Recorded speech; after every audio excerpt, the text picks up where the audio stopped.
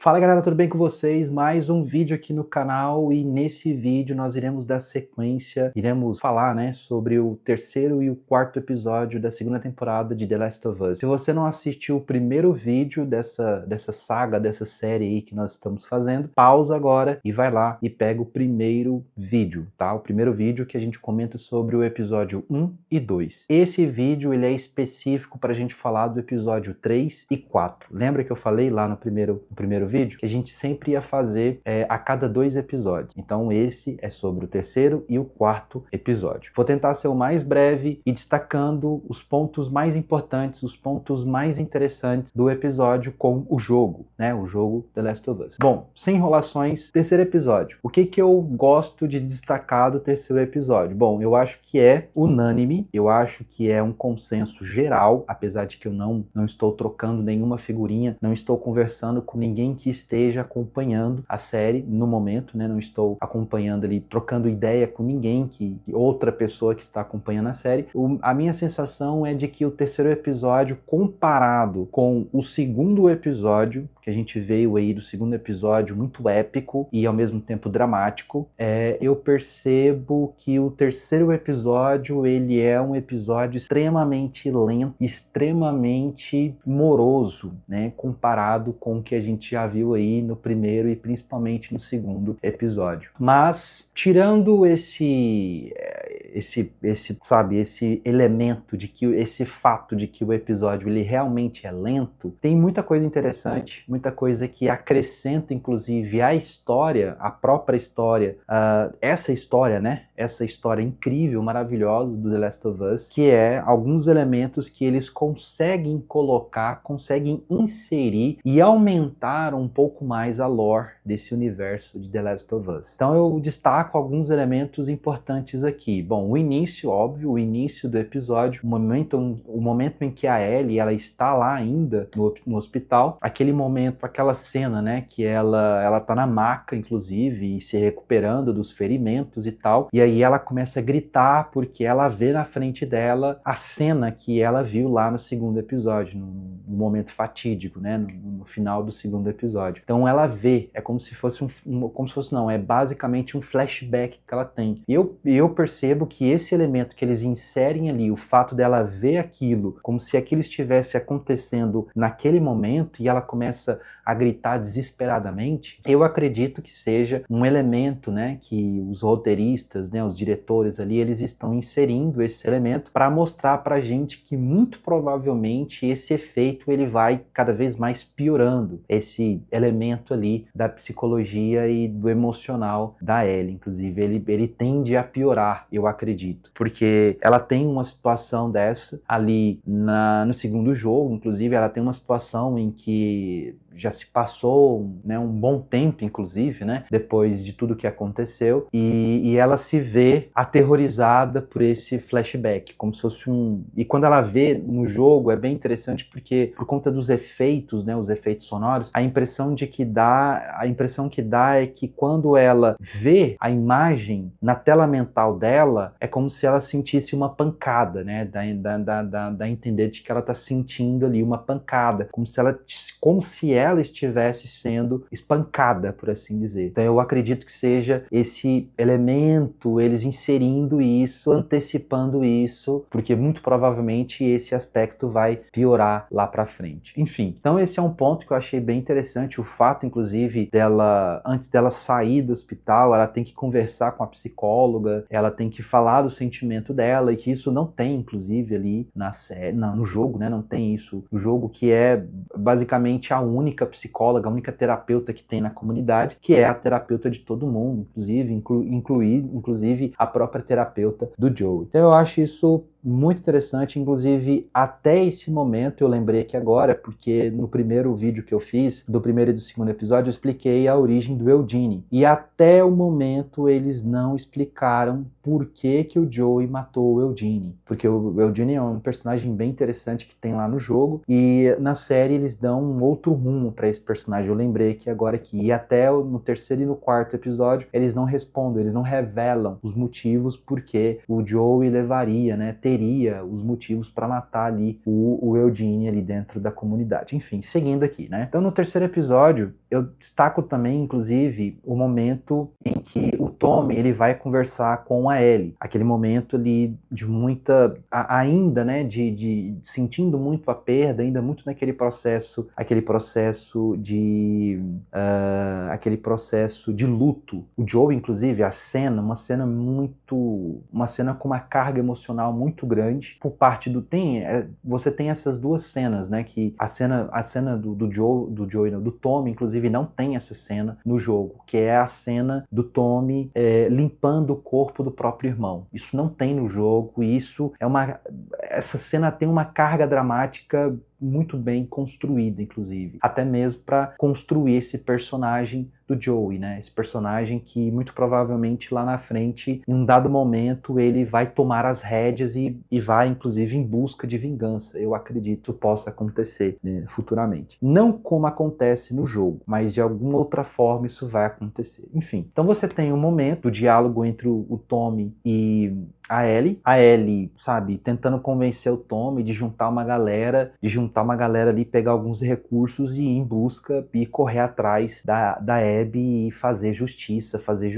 enfim, de alguma forma não pode deixar isso barato, não pode deixar isso de graça, porque eles invadiram a comunidade deles, né, enganaram, né, o Joey, que o Joey salva a Abby, e de forma muito, muito violenta, né, ele é morto ali na frente da Ellie, né, no caso. Enfim, então é uma cena que tem, inclusive, no jogo, o Tommy todo receoso, não, a gente não... Porque, inclusive, há um ponto, né, interessante, porque lá no jogo não mostra que a comunidade foi atacada, inclusive, mas na série faz todo sentido o fato do receio do Tommy sair da comunidade num momento muito frágil, num momento em que muitos morreram por conta dessa invasão dos infectados. Então é uma cena muito interessante que faz muito sentido, né? É uma cena muito coerente, inclusive, né? Porque lá no jogo, depois que acontece essa conversa, a Ellie tá lá muito disposta, né, a fugir, pegar um cavalo, roubar ali umas armas, umas munições, simplesmente ir embora. E aí ela pega de surpresa, porque quem toma a iniciativa e vai em busca de vingança é o próprio Tommy, né? Ele que vai na frente e aí depois ela vai no encalço dele, né? Enfim,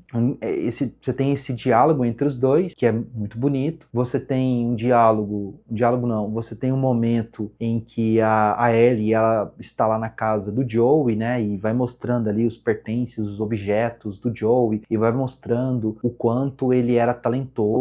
O cara, ele tocava violão, ele era luthier de violão, né? Ele fazia violões, ele consertava violões e fazia também esculturas e inclusive desenhava, né? Então, um cara extremamente talentoso, e todo esse talento que ele tinha, todo o conhecimento que ele tinha, o know-how que ele tinha, ele passou para ele, né? De modo geral, ele passou para ele como um pai faz com uma filha, né? Ele ensina ali, né, a sobreviver nesse cenário muito complexo, muito caótico, inclusive. E vale destacar, inclusive, que da primeira série, do primeiro jogo até esse contexto, são 25 anos, né? 25 anos que eu comentei no primeiro vídeo, é bom destacar isso. São 25 anos depois do colapso, depois da pandemia, da infecção, do fungo e assim por diante. Enfim, o que eu posso destacar mais em relação ao terceiro episódio? O momento em que ela sobe no quarto lá do Joey, se depara com a jaqueta do Joey. Então, a cena muito, muito bem construída. O momento em que ela vira e aí ela vê a jaqueta do Joey lá pendurada no closet, e a iluminação, né? A iluminação externa vinda de fora para dentro, vindo de dentro ali do closet e pegando justamente, dando, né, destaque ali para a jaqueta do Joey. Uma cena muito bem feita, a iluminação, a fotografia, tudo perfeito nessa cena, e a emoção, né? A interpretação da Bella Ramsey, o momento em que ela chega perto da jaqueta, ela sente o cheiro do Joey Joey, e ela começa, e a gente percebe, né, as lágrimas caindo pelo rosto. Então, assim, é simplesmente alto nível ali, aquela cena, uma carga muito emocional para essa cena. E outro momento que eu posso destacar do terceiro episódio é o momento em que ela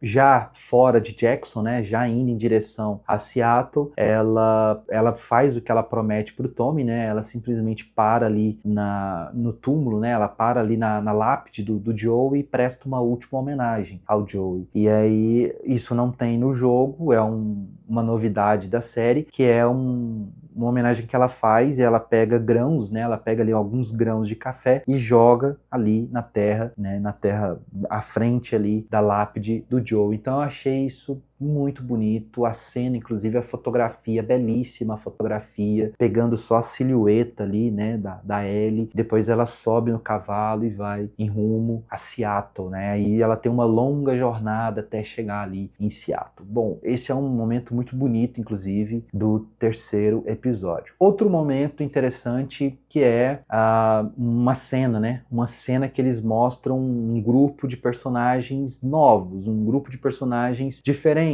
né, que a gente não conhecia até então, que são os Serafitas, ou os que são chamados também de cicatrizes, né? Esse grupo Serafitas é um grupo bem interessante, que vai ser um contraponto, né? Vai ser um contraponto em relação ao grupo da Abby, inclusive. Eles vão ter vai ter um papel muito importante ali para a gente conhecer um pouco mais a Abby, quando a gente passa então a ver o ponto de vista da Abby. Então você tem esse momento que aparece esse grupo desconhecido, que são esses Serafitas, e pelo que entendi, pelo que ficou subentendido nesse trecho, nessa cena, nessa tomada, eles estão se deslocando, aparentemente parece que eles estão mudando, eles estão migrando, né, buscando um outro local para viver, para habitar e tudo mais. Só que nessa jornada, nesse trajeto, parece que eles são interceptados pelos lobos, né, pelo grupo da Abby, e acaba matando esse grupo de forma muito violenta, inclusive. E isso é um recurso visual, isso é um recurso narrativo interessante, porque quando a Abby chega em Seattle e ela se depara com esse grupo diferente, esse grupo que tem um símbolo diferente, inclusive nas suas roupas, e a forma como eles foram mortos, não sei se é a Ellie ou a Dina que faz esse questionamento. Bom, o questionamento é assim, e é justamente esse recurso de roteiro. Cara, peraí, se o grupo da Abby fez isso com essas pessoas, com essas crianças, o que esse grupo é capaz de fazer? A gente não tem noção. É um grupo imprevisível, um grupo extremamente violento. A gente tem que tomar muito cuidado. Né, e tal. Então você tem esse momento que eu achei bem interessante. E tem um momento em que finalmente elas chegam, né, a Ellie e a Dina, elas chegam finalmente ali em Seattle. Você tem toda aquela paisagem, né, de pós-apocalíptica, né, de um cenário urbano, extremamente urbano, os carros abandonados e a natureza tomando de conta. É muito bem feito. Ali a direção de arte, novamente, de parabéns em The Last of Us, porque faz um projeto incrível desses cenários, desses sets de filmagem, que é muito incrível, muito bem feito, inclusive. Quarto episódio. O quarto episódio a gente já destaca, né, que no quarto episódio já tem ali no início, tem vários elementos interessantes que vão acrescentando, inclusive, novas informações à lore, e inclusive tem um personagem muito importante já logo no início do episódio, que mostra pra gente a origem do Isaac, o famoso Isaac. O Isaac, para quem não conhece a história do jogo e tá acompanhando pela série, o Isaac, ele é basicamente o líder da WLF, os Lobos, que ele é o líder basicamente do grupo da Abby. Essa WLF, tudo fica mais ou menos claro pra gente que a WLF, ela vai se formar a partir do momento em que a FEDRA, que é um outro grupo paramilitar que vai ser criado em vários estados dos Estados Unidos, você tem a FEDRA, que é esse grupo paramilitar, inclusive, que está tentando se organizar para restabelecer a ordem. Uma ordem não como era antes, inclusive, restabelecer um governo ali que são descentralizados, inclusive. Em alguns locais não dá certo, em outros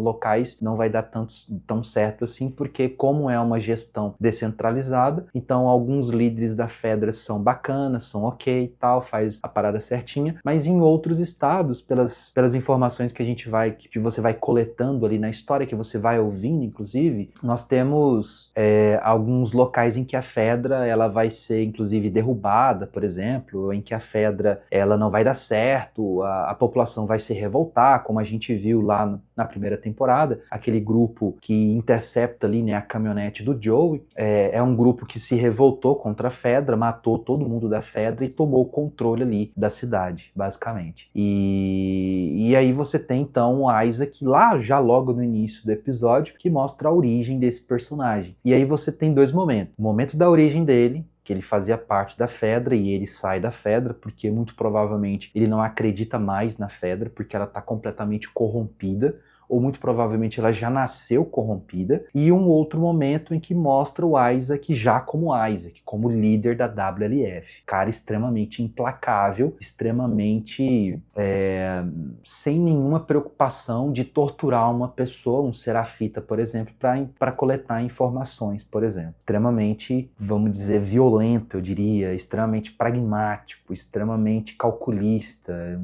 Bem interessante esse personagem do Isaac, que é interpretado pelo Jeffrey Wright. Acho que é assim que se pronuncia o nome desse cara. Que é um ator impressionante, um ator incrível, um ator que é muito foda o trabalho do Jeffrey Wright, inclusive. Inclusive, no finalzinho lá do quarto episódio, lá nos making of, por exemplo, tem a fala do Neil Druckmann, eu sempre não sei pronunciar o nome desse cara, que é o cara responsável pelo jogo, né? Ele trabalha na série, mas o Neil Druckmann, ele é da Naughty Dog, a produtora que fez o jogo, ele ajudou a escrever a história, ele dirigiu o jogo e tal. Então, ele é o cabeça do jogo. Ele é o cara que trabalha no primeiro, que desde o primeiro jogo, ele é o diretor do primeiro jogo, o diretor do segundo jogo, e é o cara também responsável pela história do jogo. Então, o Neil Druckmann, ele mesmo fala que ficou extremamente honrado de quando ele recebeu a notícia de que eles conseguiram pro papel do Isaac, que faz todo sentido, o Jeffrey Wright, que é um ator excelente, que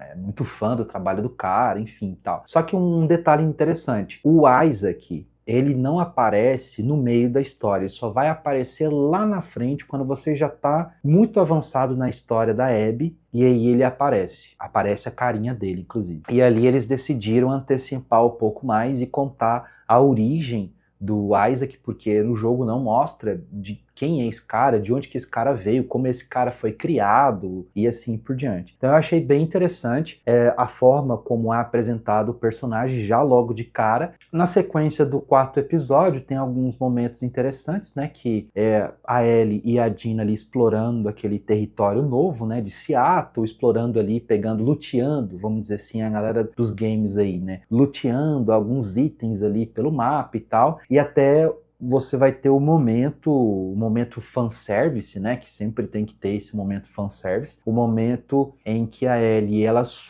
estão numa loja de instrumentos musicais, e ela sobe pro andar de cima e encontra nada mais, nada menos do que um case de violão, daqueles de maleta, abre aquele case e o violão tá impecável, né, o violão tá lá, aquele violão estilo folk, bonitão, com aqueles saquinhos, né, aqueles grãozinhos assim para tirar a umidade, silica, eu acho que é silica, né, cheio de silica. Ela tira aqueles saquinhos de silica, pega o violão e ali mesmo ela senta e começa a afinar, como uma boa tocadora de violão. Ela começa a afinar o violão e ela começa a tocar exatamente, assim, a cena é muito precisa, a cena é muito idêntica do jogo. Mas assim, diferente do jogo, eu fiquei mais emocionado com essa cena sendo reproduzida na série. Eu fiquei extremamente emocionado com essa cena. Eu acho que tem muito mais por conta da música, a música que ela canta, né, que é uma música do A-ha, que é a Take On Me, uma música maravilhosa, a letra dessa música. Enfim, o A-ha é uma banda muito maravilhosa em todos os sentidos. A letra das músicas deles na década de 80 era uma das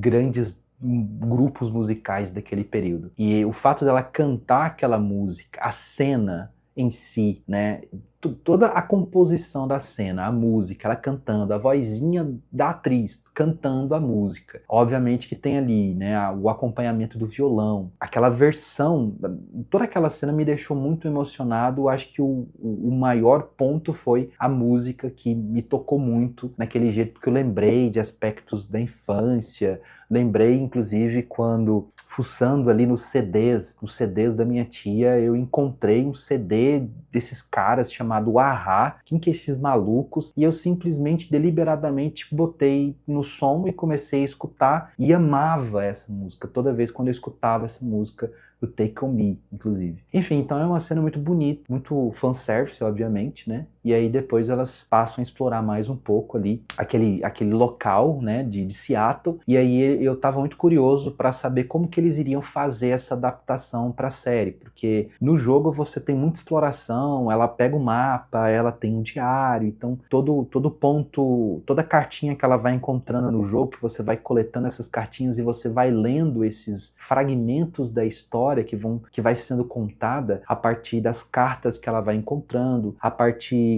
de outros elementos que ela vai encontrando ali no cenário, inclusive, que vai explorando. Então você tem o jogador do The Last of Us, ele perde mais tempo explorando, não é perder tempo, né? Mas ele gasta mais tempo explorando o mapa em busca desses elementos de easter eggs, inclusive, do que propriamente com a história, né? A história ela acaba ficando ali em segundo plano quando você está explorando o mapa. E aí, simplesmente, eles cortaram muito disso. Tem no momento ali que elas estão explorando, luteando ali o local e tal, é bem interessante, mas basicamente eles cortaram muito disso e já foram para uma espécie de uma missão, uma espécie de um objetivo que dá sequência à história principal, que é basicamente o momento em que a Dina e a Ellie elas encontram a torre de TV, a estação de TV, na verdade. Até chegar nessa torre de TV, você vai explorando muita coisa, você encontra com alguns inimigos e tal, e finalmente quando elas entram nessa estação de TV, que tem os corpos pendurados, né, lá dos Serafitas, e aí agora eu não lembro se são Serafitas ou se são da WLF, mas houve um confronto ali, né, naquela estação de TV, um confronto muito sangrento, inclusive, e aí você tem corpos pendurados e as entranhas utilizadas, né, para pendurar esses corpos, do mesmo jeito que é feito ali. A cena é muito idêntica ao jogo, muito, muito, muito idêntica ao jogo. A diferença é que quando você chega nessa parte do jogo, você utiliza o stealth. Você vai silenciosamente, você vai matando, porque os inimigos já estão lá no prédio, você vai explorando, vai coletando o item aqui, aí você executa um inimigo, pega outra coisa e tal. Quando elas entram, não tem ninguém, mas passam alguns segundos, alguns minutos depois, chegam os inimigos e eles começam a fazer ali uma busca pelo local. E aí elas têm um primeiro embate com o inimigo, né, com a WLF. E elas conseguem se desvencilhar, vão correndo e acabam entrando naquela parte do jogo que cai numa estação de metrô abandonada, que tem aquela luz vermelha, e aí você pode, inclusive, utilizar, por exemplo, algum recurso que você tem, tipo uma lata, uma pedra, um tijolo, por exemplo, para você chamar a atenção dos infectados, para os infectados eles correrem em cima dos inimigos ali da WLF, que é o que acontece, inclusive. Finalmente, quando elas conseguem sair dessa parte, que eu achei muito bem feito, inclusive o cenário, o set, muito bem reproduzido, muito fiel, os detalhes da direção de arte, novamente, muito incrível, muito impressionante. Passado essa parte, toda essa correria de correr dos inimigos e tal, elas finalmente encontram o teatro que vai servir como uma base de descanso, inclusive até porque a gente descobre, né, que a Dina ela tá grávida e ela tá muito debilitada. No jogo ela fica muito debilitada porque ela passa muito mal, ela tá naquele processo ali de passar muito mal e tal. Ali, aparentemente na série, ela tá passando mal, mas ela não tá tão abatida como aparenta ficar no jogo. Então, o hotel vai ser fundamental porque elas vão utilizar como uma espécie de uma base. E aí o que acontece? Ela precisa ir agora encontrar acho que a Dana, acho que é a Dana que chama, que é um dos amigos da Abby, que ela se encontra em um hospital, eles estão pegando os últimos recursos de um hospital, e a Ellie tem que ir em direção a esse hospital. Aí agora eu não sei como é que eles vão fazer isso nos próximos episódios. A Dina, ela vai ficar no hotel mesmo, né, esperando, aguardando o retorno da Ellie, ou se ela vai junto com a Ellie. Se for do jeito do jogo, a Dina fica no hotel, ela fica ali no hotel, tipo assim, descansando, porque ela tá debilitada, ela tá vomitando muito e tal, e ela fica ali. Ela fica ali escondida, inclusive protegida, pra não acontecer nada com ela. E aí, a Ellie, ela vai em direção a Dana pra buscar informações, pra ela conseguir encontrar algum paradeiro da Abby. Então, esse é o quarto episódio, que eu acho que é basicamente isso que eu poderia comentar sobre o quarto episódio. É interessante porque no finalzinho de cada episódio, eles jogam para a gente assim, sabe, um easter egg do que vai vir no próximo episódio, no caso no quinto episódio. Então no quinto episódio, tudo indica que finalmente eles conseguiram bolar de alguma forma para mostrar de forma visual para a gente os esporos, né? Os esporos, que é um outro elemento que é apresentado, um outro elemento de risco que é apresentado para os personagens ali nesse cenário, né? De cenário pós-apocalíptico, né? De infectados e tal. Então o esporo, por exemplo, ele está presente desde o primeiro jogo, está presente no segundo jogo. Então, por algum motivo, talvez visual, porque os personagens eles precisam, quando eles passam para o local que tem os esporos, eles precisam utilizar as máscaras. Então, talvez por uma questão de visual, talvez uma exigência dos próprios agentes, dos atores, né, das atrizes, de que tem que mostrar o rosto dos atores para ele ter tempo de tela, talvez seja por conta disso, ou talvez não, ou não sei. Eles optaram por não apresentar lá na primeira temporada a questão dos esporos. E os esporos têm um elemento fundamental na mecânica do jogo, né? Porque quando você entra num local que tem uns esporos, você precisa colocar máscara, principalmente quando você joga com a Abby, que a Abby ela não é imune aos esporos, então ela precisa utilizar a máscara. Já a Ellie, ela tem esse recurso do fato dela ser imune, e ela não tem essa preocupação de ficar sem uma máscara ali no meio dos esporos. E lá no finalzinho do quarto episódio, eles mostraram ali uma espécie de easter egg, uma espécie assim de olha o que no próximo episódio o que vai acontecer. E tudo indica que vai ter alguma situação no quinto episódio que vai apresentar uma situação em que algum personagem vai se deparar com os esporos. Então eles encontraram finalmente uma forma para apresentar visualmente, né, de forma visual, os esporos e como ele afeta ali a dinâmica dos personagens, né, ali a mecânica